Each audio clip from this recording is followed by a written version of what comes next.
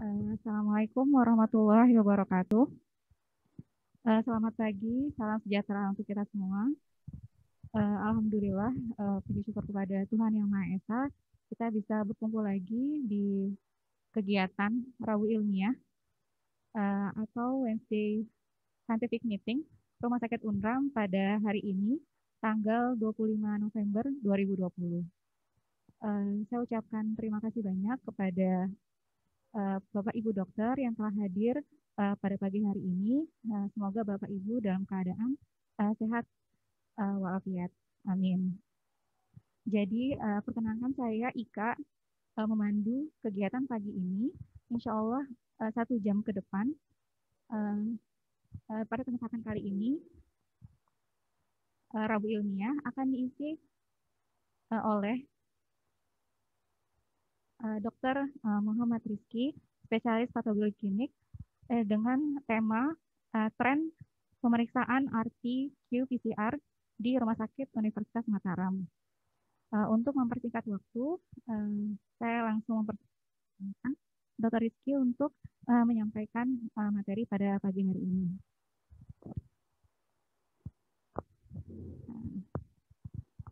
Terima kasih Dr. Ika. Okay.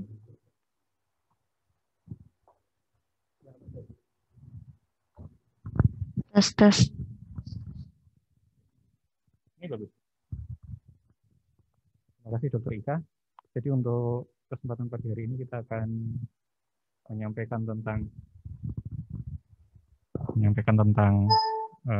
tren pemeriksaan RT-qPCR SARS-CoV-2 di Rumah Sakit Unram.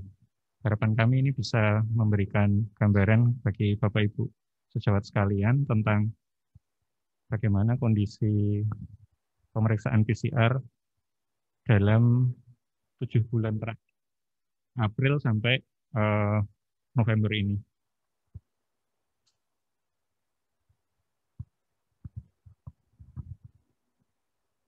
Baik, jadi untuk pemeriksaan PCR ini di Rumah Sakit Unram sudah kita lakukan sejak bulan April 2020. Total pemeriksaan hingga hari kemarin adalah 7.108 sampel dengan total hasil 1.582 positif atau 22,3% dan 5.412 negatif atau 76,1%. Nah, yang hendak kami tampilkan kepada Bapak Ibu sekalian adalah bahwa pada bulan April hingga November ini memang terjadi fluktuasi antara jumlah total pemeriksaan yang masuk dan juga jumlah hasil yang positif. Ini kami hari ini akan memandang dari sudut pandang laboratorium saja, sehingga mungkin bisa dilanjutkan di kesempatan berikutnya terkait dengan korelasi klinis maupun hal lainnya. Baik, pada slide ini berikutnya tampak bahwa pada bulan April jumlah pemeriksaannya memang masih sedikit, tetapi di sana yang perlu kita perhatikan adalah proporsi hasil positif yang di sini dengan batang yang berwarna gelap. Proporsi hasil positif pada bulan April ini cukup tinggi, walaupun saat itu kita belum memeriksa banyak sampel. Pada bulan April itu persentase positif mencapai 32,6%. Kemudian pada bulan Mei jumlah pemeriksaan meningkat 2 kali lipat. Slide-nya belum tampil. Slide-nya belum ditampilkan. Tolong diberikan, ditampilkan slide-nya.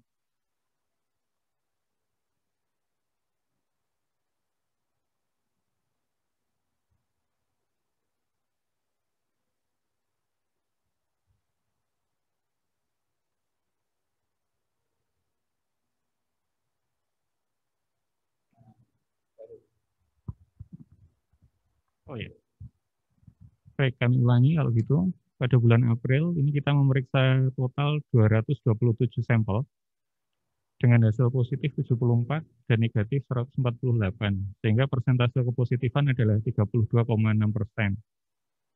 Pada bulan berikutnya, jumlah sampel yang kita periksa naik 2 kali lipat, 465, hampir 2 kali lipat ya.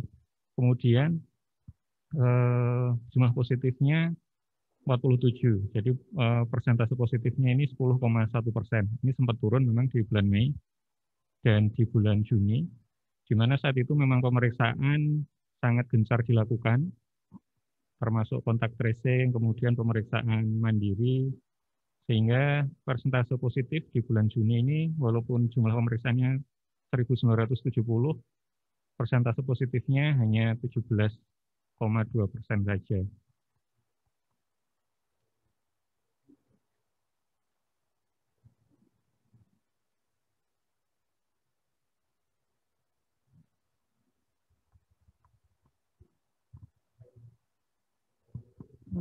Sini, saya operasikan.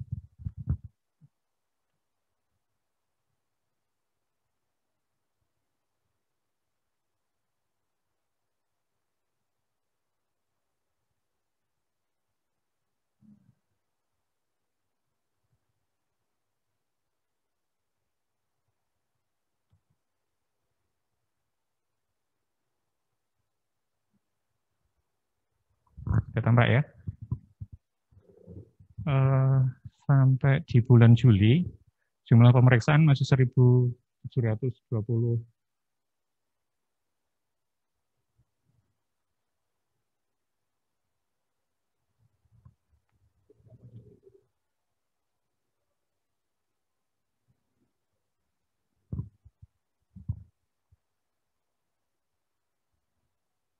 Saya lanjutkan. Kemudian pada bulan Juli, ini tampak bahwa pemeriksaannya sudah mencapai total 1.724 dengan hasil positif 517 atau 30%. Nah, tren ini berlanjut ketika bulan Agustus, jumlah pemeriksaan berkurang sampai separuhnya, sehingga pada bulan-bulan ini populasi yang memeriksakan diri ke rumah sakit UNRAM adalah populasi yang relatif berisiko. Karena memang sejak bulan Juli, pemeriksaan mandiri orang-orang yang melakukan perjalanan, kemudian instansi yang melakukan pengecekan kesehatan itu sudah mulai turun banyak. Nah, tetapi kita lihat bahwa persentase ini relatif stabil mulai Agustus-September di 29,3, 25,7, 25,6 sampai bulan September. Nah, ini yang mulai menjadi hal yang menarik bagi kami, sehingga kami mencoba melakukan forecasting dalam 1-2 bulan ke depan, apakah tren ini akan menurun. Kemudian bulan November ini, karena belum selesai, ini kami jadikan sebagai pembuktian apakah memang forecasting yang kita lakukan secara statistik mendekati angka sesungguhnya di lapangan. Slide berikutnya. Jadi dari forecasting yang kami lakukan dengan ARIMA, ini kami memperoleh bahwa pada 3 bulan ke depan, apabila kondisi masih tetap seperti ini, seharusnya jumlah positif akan mulai menurun. Dan kurvanya cukup tajam, sehingga ini kita lihat bahwa penurunan positivity rate-nya bisa 50% dari bulan terakhir di bulan Oktober.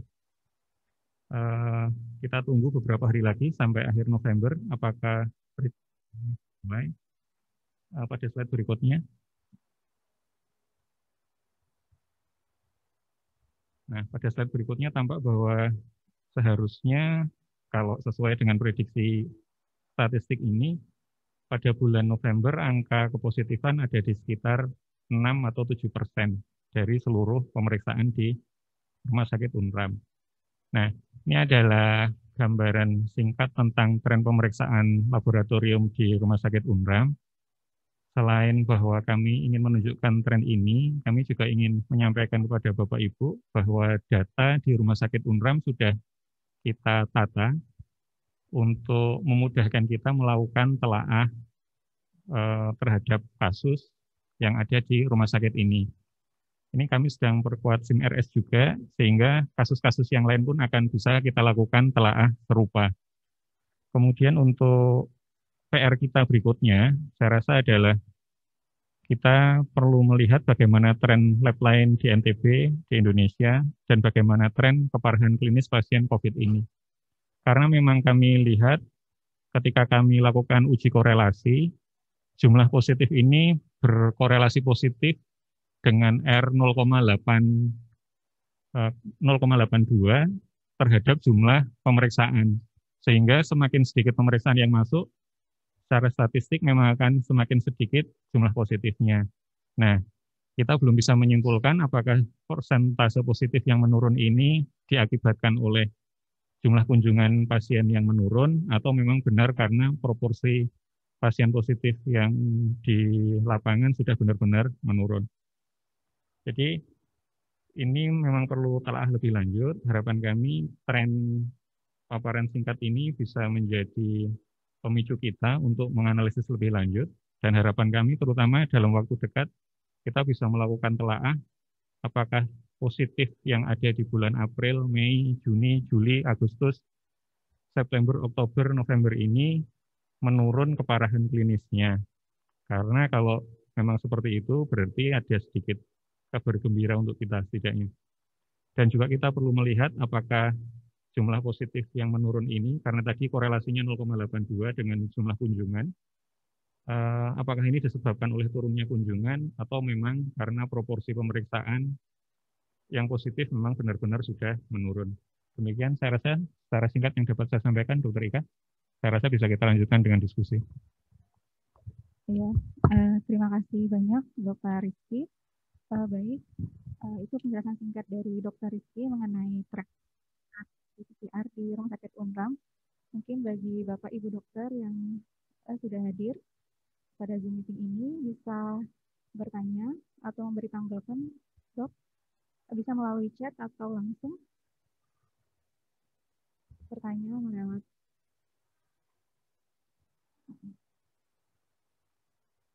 Kami persilakan.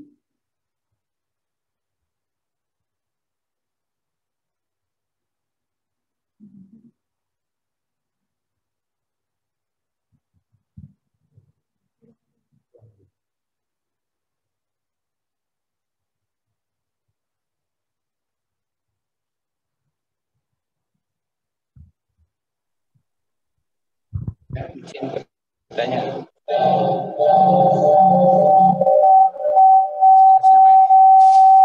Suara saya.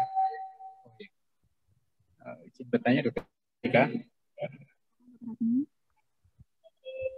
Ya, dari sampel yang masuk ini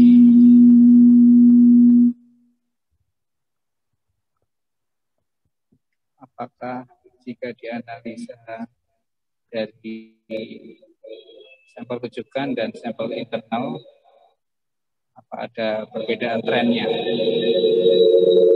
Dan kalau ada, apakah sudah dianalisis perbedaan tren antara rujukan internal sama dari eksternal? Terima kasih.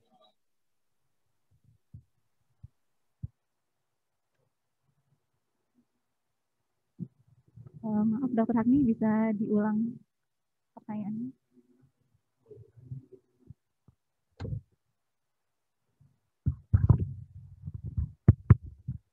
Baik, untuk saat ini yang tampak bahwa penurunan proporsi ini terutama pada pasien-pasien internal dan eksternal dengan proporsi yang sama, Dr. Agni. Jadi trennya sama dari 3 rumah sakit yang menjadi sumber pasien kita, dari Wirabakti, kemudian dari Harapan Keluarga, dan dari Bayangkara. Jika kita total, bukan per rumah sakit ya, jika kita total, asal dari pasien yang berasal dari rujukan maupun yang datang langsung ke rumah sakit Unram, itu mempunyai tren yang sama, relatif sama. Jadi secara statistik tidak signifikan bedanya. Karena itu kami melihat apakah ini berlaku lokal untuk sampel yang datang ke rumah sakit Unram saja, atau ini juga dialami oleh lab-lab rujukan lainnya. kalau dengan melihat bahwa rumah sakit yang merujuk kita juga mempunyai pola penurunan yang sama, kami berhipotesis bahwa kemungkinan kondisi di Mataram memang kira-kira sama seperti itu, sudah mulai ada tren penurunan positivity-nya. Nah, apakah di rumah sakit ini tren penurunannya juga berkaitan dengan turunnya kunjungan pasien? Karena tadi kami relasi sampel yang datang, positivity rate-nya memang berkorelasi sangat kuat, 0,82. Itu kita masih perlu mengeksplor lebih lanjut, saya rasa. Terima kasih, Dokter. Terima kasih, Dr. Rizky, atas tanggapannya. Ada pertanyaan, Dok, dari Dr. Taufik mengenai bagaimana dengan hasil pemeriksaan dihubungkan dengan gejala klinis. Baik, saya rasa yang menjadi PR kita ya. Saya harapkan di pertemuan ilmiah berikutnya, sejawat yang ada di Pinere bisa share tentang data ini, sehingga kita memperoleh gambaran yang lebih lengkap tentang ini. Apakah memang gejala klinisnya juga menurun. Positifnya menurun, gejala klinisnya makin menurun, itu akan menjadi kabar gembira untuk kita. Demikian, Dr. Rika. Kami belum menganalisis sampai ke sana. Baik, terima kasih. Untuk Dr. Taufik, apa ada tanggapan lagi, Dok? Sudah cukup? Cukup ya, nanti di pertemuan selanjutnya. Baik, Dokter. Terima kasih, Dok. Iya. Terima kasih, Dok. Kemudian Dokter Rizky, ada pertanyaan dari Dokter Titi. Ada Dokter Titi, bagaimana dengan positive rate berdasarkan kelompok umur, terutama bayi dan anak? Mohon infonya, terima kasih. Pada bayi dan anak ini kami belum melakukan telaah. Jadi memang harapan kami ini bisa menjadi bahan diskusi kita berikutnya. Kelompok umur, kemudian kemarahan klinis, ini bisa menjadi diskusi kita, termasuk di jenis kelamin ya. Karena memang ini kami gambarkan total saat ini untuk memberikan gambaran kepada Bapak Ibu sekalian bahwa data kita saat ini sudah cukup lengkap, sehingga ketika Bapak Ibu sejawat tertarik untuk melakukan kajian ilmiah, kami dari Diklit Pendidikan Penelitian siap mensupport sepenuhnya. Kemudian dari SIMRS juga sudah mempunyai pangkalan data yang cukup untuk dilakukan telaah tersebut. Terima kasih, Dr. Oke, terima kasih Dr. Rizky atas tanggapannya. Mungkin dari Dr. Titi ada tambahan lagi, Dok?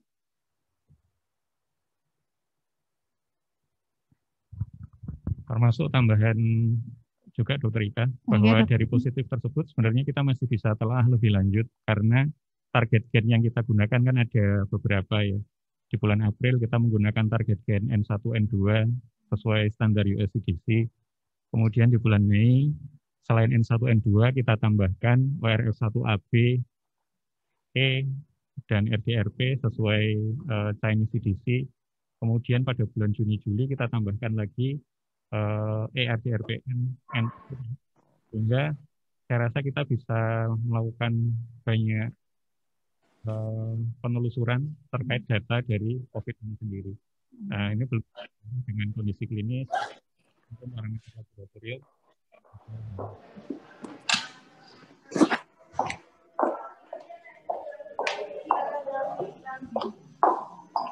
Dan Dr. Titi atas pertanyaan ini.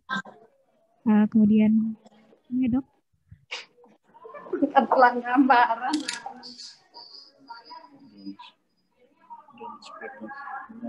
Ini ada tambahan dari dokter. Banyak yang menanyakan, Dok, tentang peranan CT pada pemeriksaan PCR. Apakah pemeriksaan PCR di Rumah Sakit Unram ini bisa dianalisa peranan CT-nya pada gejala atau hasil laboratnya, Dok?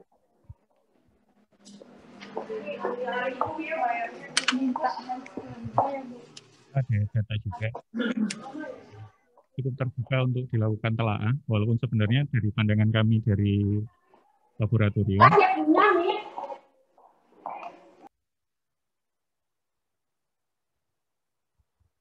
dari pandangan kami dari laboratorium, CT ini sebenarnya manfaatnya lebih pada kami selaku pelaksana pemeriksaan untuk menilai apakah pasien ini ditemukan gen target atau tidak. Karena ini kan sifatnya kemarin dirancang sebagai pemeriksaan yang kualitatif, yang positif atau negatif. Sehingga menerjemahkan nilai CT di luar itu secara kuantitatif tentu memerlukan bukti ilmiah yang cukup kuat, sehingga kita tidak mengambil kesimpulan ilmiah yang keliru pula. Terutama ketika kita melihat bahwa di Rumah Sakit Unram kita sudah pernah menggunakan beberapa reagen dengan cut-off CT value yang berbeda-beda. Misalnya di bulan April di USCDC yang kita pakai cut-off-nya adalah kurang dari sama dengan 40 untuk menyatakan hasil positif gen target ditemukan. Kemudian pada bulan Juni kita memperoleh reagen yang memberikan nilai cut-off kurang dari sama dengan 35. Nah, ini kan bisa menjadi gambaran bahwa CT ini tiap reagen pun bisa berbeda. Di samping tentu saja kita melihat bahwa setiap reagen juga mempunyai kemampuan yang berbeda. Salah satu reagen yang kita miliki mempunyai level of detection 1-10 kopi per reaksi. Jadi ada 1 kopi gen target saja sudah bisa mendeteksi. Sementara yang 1-25 kopi per reaksi. Nah, ini nanti akan memberikan hasil yang berbeda di bacaan CT value-nya. Nah, ini yang saya rasa perlu kita hati-hati nanti ketika melakukan telaan. Tetapi data CT value ada data kita, sehingga bila hendak dianalisis, saya rasa bisa dilakukan. Terima kasih, Dr. Baik, terima kasih banyak Dr. Rizky dan Dr. Taufik atas pertanyaannya. Kemudian ini dari Dr. Farah, Dok. Jadi tren kunjungan memang menurun, Dok ya. Jadi perlu dikaji lebih lanjut tentang hal ini secara epidemiologis. Sebagai kita dapat limpahan kiriman pasien positif tanpa gejala dari lab lain seminggu yang lalu. Kemudian 7 pasien ini didapatkan dari hasil kontak tracing pegawai sebuah institusi. Saya pribadi menyimpulkan bahwa tren kunjungan yang menurun yang menyebabkan penurunan semua kasus positif di Rumah Sakit Unram. Itu pendapat dari Dr. Farah. Ada tanggapan? Baik, terima kasih. Saya rasa hipotesis itu bisa kita buktikan nanti secara ilmiah dengan data-data yang kita miliki. Sehingga ini memang menarik bahwa dari satu telaah terhadap pola kiriman sampel dan pola hasil, sebenarnya kita membuka pintu untuk meneliti lebih lanjut. Apakah benar ketika kita berasumsi bahwa ini memang diakibatkan oleh turunnya kunjungan, positivity rate-nya yang turun ini, atau karena sebab yang lain. Dan tentu saja karena wabah ini sifatnya community, memang data yang hospital base ini perlu diperkuat dengan data yang community base. Dan mungkin memang kalau kita hendak melakukan penelitian lebih lanjut, termasuk apakah ini disebabkan juga oleh sudah tingginya exposure rate di masyarakat, kita tentu bisa melakukan penelitian lebih lanjut, misalnya dengan meneliti apakah antibodi terhadap SARS-CoV-2 ini memang sudah banyak ditemukan di masyarakat. Kalau ini sudah muncul kan tentu saja menjadi tambahan data yang cukup ilmiah untuk kita. Terima kasih, Dr. Ya, terima kasih, Rizky. Mungkin dari Dr. Farah ada tambahan lagi, Dok?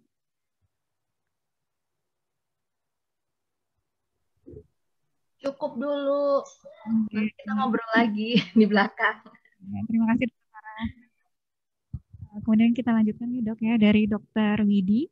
Assalamualaikum, Dok. Izin bertanya terkait pasien dengan rapid reaktif seharusnya dilanjutkan dengan pemeriksaan PCR. Namun saat ini yang isolasi mandiri di rumah dan 1-2 minggu kemudian melakukan rapid ulang ataupun pada hari yang sama melakukan rapid di tempat lain dengan hasil non-reaktif, Dok. Jadi dari reaktif jadi non-reaktif di tempat lain. Tentunya hal ini bisa mempengaruhi tren positif, Dok. Bagaimana solusi pada kondisi ini, Dok? Terima kasih. Terima kasih, Dr. Widi.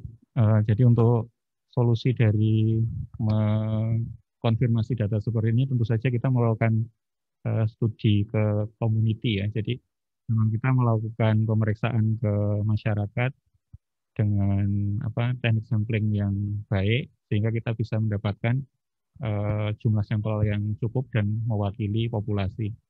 Karena memang hospital base ya sangat dibatasi oleh faktor kunjungan pasien ke hospital, sehingga ketika kita mencoba menarik data dari hospital ini ke community itu agak sulit. Cuma memang menurut saya ini bisa menjadi pintu awal untuk membuka, sebenarnya bagaimana sih kita melihat kondisi ini, kemudian bagaimana sih sebenarnya yang terjadi di komunitas. Saya rasa solusinya menurut saya yang paling tepat ya dilakukan penelitian di komunitas untuk mengetahui apakah benar tren ini benar-benar menurun di masyarakat.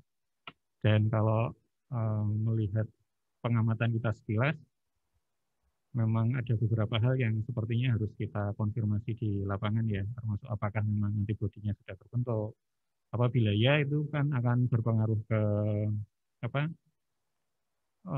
jumlah target vaksinasi yang harus kita lakukan tentu saja ya, karena ini terkait dengan pembentukan herd immunity. Saya rasa begitu. Baik, Dr. Rizky. Dari Dr. Widi mungkin ada tanggapan lagi, Dok? Silakan, Dr. Widi.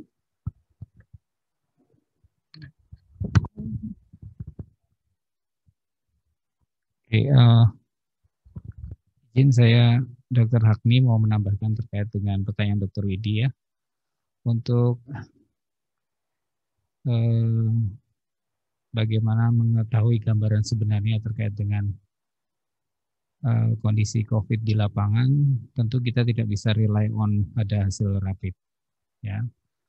Karena rapid ini kalau diibaratkan tidak reliable untuk dijadikan patokan diagnosis sampai saat ini ya. WHO pun belum memasukkan rapid sebagai kriteria baku emas. Kenapa rapid ini dilakukan? Salah satunya memang adalah policy ya. Policy yang dilakukan pemerintah kita dalam melakukan screening. Meskipun dalam hal ini kita tidak setuju sepenuhnya terkait dengan rapid dipergunakan sebagai screening.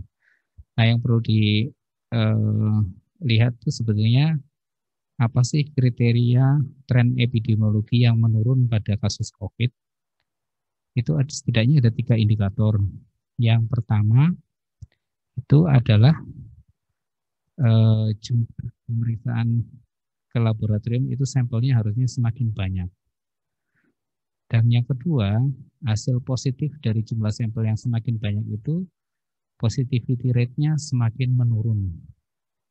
Dan yang ketiga itu adalah orang-orang masih tertib melakukan 3M ya, menjaga jarak, mengenakan masker, dan mencuci tangan. Jadi kalau 3 itu terpenuhi dan kemudian trennya turun, nah itu berarti tren epidemiologinya menurun. Kita aja gelombang 1 aja belum terlampaui ya, di negara lain sudah mau masuk third wave. Jadi mohon perhatian bersama kita bahwa protokol COVID masih kita berlakukan sampai saat ini. Ya mungkin itu tambahan dari saya. Terima kasih. Baik, terima kasih Dr. Hakmi atas tambahannya. Baik, ini dari Dr. Farah ada tambahan lagi, Dok. Jadi konfirmasi dari komunitas yang diperlukan barangkali adalah alur kontak tracing, Dok. Alur kontak tracing yang sedang dijalankan. Jadi kita harus melihat kembali ke revisi 5 dan bagaimanakah interpretasi pelaksanaan di komunitas. Mungkin itu tambahan aja dari Dr. Farah. Okay. Terima kasih Dr. Farah atas tambahannya, Dok.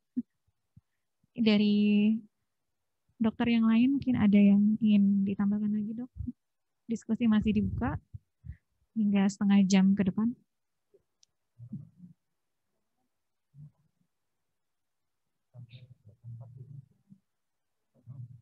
Oh ya, maaf. Saya ulang mungkin sampai 5 menit ke depan.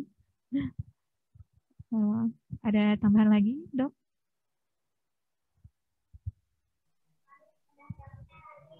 Dokter Hagni, izin. Nanya malah ke Dokter Hagni. Dok, 3M itu susah evaluasinya loh. Ada saran nggak ya kalau untuk di komunitas? Susah banget evaluasinya. Iya, ya memang sebenarnya 3M juga susah di negara manapun ya, nggak aja di negara kita. Mungkin karena kita sudah menempatkan pandemi ini sebagai bagian dari diri kita, ya mungkin akhirnya banyak yang menganggap bahwa 3M dan abai terhadap protokol COVID itu adalah hal yang lumrah di mana-mana. Jadi yang bisa kita lakukan hanyalah menyelamatkan diri kita dan keluarga kita dulu sementara ya, sebelum intervensi dari pemerintah lebih lanjut yang lebih lebih masif dan lebih terstruktur kita tunggu gitu. Untuk pertanyaan yang di chat ya, untuk terkait dengan konfirmasi di komunitas yang diperlukan untuk tracing ya, tracing kontak itu memang mempengaruhi jumlah pemeriksaan sampel yang masuk pada awal-awalnya. Tapi saat ini tidak, karena di revisi 5 itu menyebutkan bahwa isolasi mandiri bisa dilakukan tanpa melakukan konfirmasi uji swab kecuali ada gejala. Jadi pada hari ke-10 itu kita lakukan uji swab ulang jika ada gejala. Nah, untuk revisi 5 ini saya kira pertimbangannya lebih banyak kepada cost and benefit ratio. Jadi ketika PCR itu dilakukan dan secara patogenitas bahwa fase inkubasi dan fase penularan itu sudah menurun, isolasi mandiri itu bisa dihentikan. Yang perlu dipahami di masyarakat sebetulnya hasil negatif sekarang itu bukan berarti sesaat kemudian kita tidak tertular. Jadi memang isolasi mandiri, setelah pelepasan isolasi mandiri, orang dapat beraktivitas tetap mengandalkan protokol COVID, karena itu kuncinya. Protokol COVID itu kuncinya. Jadi PCR itu hanya potret pada saat orang itu dilakukan pengetesan saja. Setelahnya kita potret bisa berubah gitu, karena potret itu hanya menangkap satu momen saja. Mungkin begitu, Dokter Rizky mungkin ada tanggapan lain, silakan. Baik, terima kasih banyak Dokter Hagni. Dari Dokter Farah mungkin ada tambahan lagi, Dok? Setuju, Dokter Hagni. Mungkin kalau untuk mengevaluasi sebuah program, misalnya 3M, itu kan mengevaluasi sebuah program itu kan harus dievaluasi mulai dari inputnya gimana, evaluasi proses bagaimana, evaluasi output bagaimana. Kita cukup kesulitan untuk mengevaluasi proses kalau untuk 3M-nya. Mungkin yang bisa kita lakukan hanya evaluasi di outputnya. Outputnya itu yang mungkin penurunan kasus, penurunan positivity rate, dan sebagainya. Ini beberapa teman-teman nampaknya dari Puskesmas hadir, mungkin kita juga bisa nitip edukasinya sudah tidak lagi ke 3M, mestinya kita sudah hatam tentang 3M, tapi kita beranjak ke level edukasi selanjutnya tentang isolasi mandiri, apa yang harus dilakukan selama isolasi mandiri, karena kenyataannya dari 7 pasien yang tadi, yang didapat dari limpahan dari lab lain itu positif tanpa gejala, kebetulan satu orang dari 7 pasien itu di tracing keluarganya karena ada yang berisiko punya bayi 3 bulan, bayinya riwayat preterm, riwayat dirawat di NICU setelah lahir.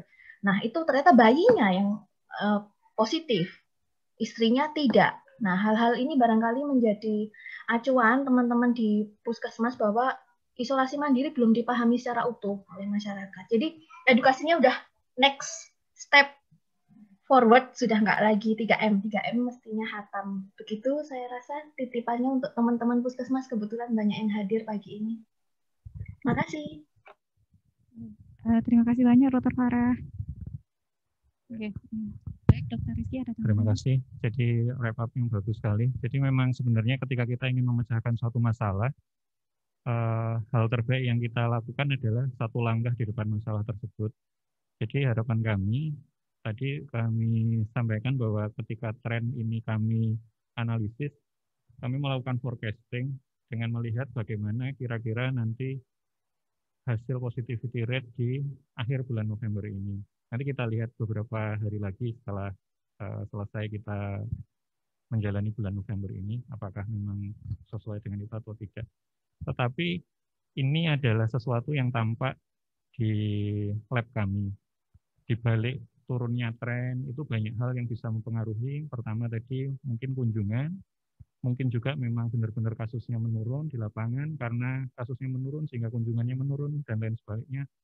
Kemudian apakah yang positif ini keparahan klinisnya juga menurun dan lain sebagainya.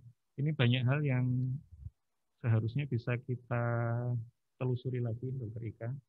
Karena itu kami senang sekali bahwa di forum Rabu Ilmiah pagi ini kita bisa berdiskusi cukup banyak. Harapan kami juga seperti itu di sesi-sesi berikutnya. Bahwa dari satu fenomena yang ini bisa kita telah banyak hal dan bisa kita ambil banyak hikmahnya. Baik, terima kasih Dr. Rizky. Jadi alhamdulillah kita sudah banyak berdiskusi dengan tren pemeriksaan ini dan dikaitkan oleh banyak hal lain. Mungkin dari Bapak Ibu dokter ada tambahan lagi dok atau tanggapan? Kami masih mempersilakan dok. Udah?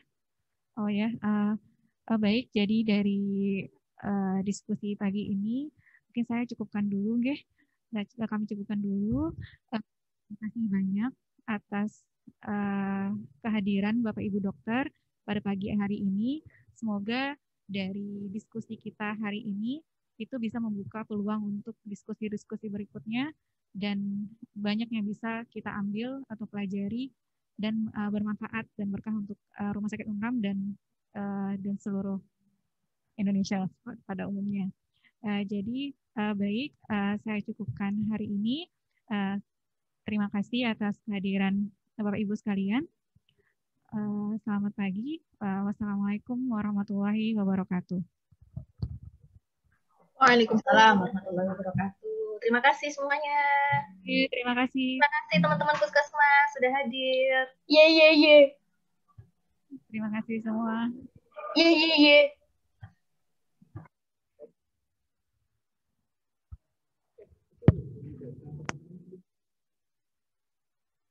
Dari polisi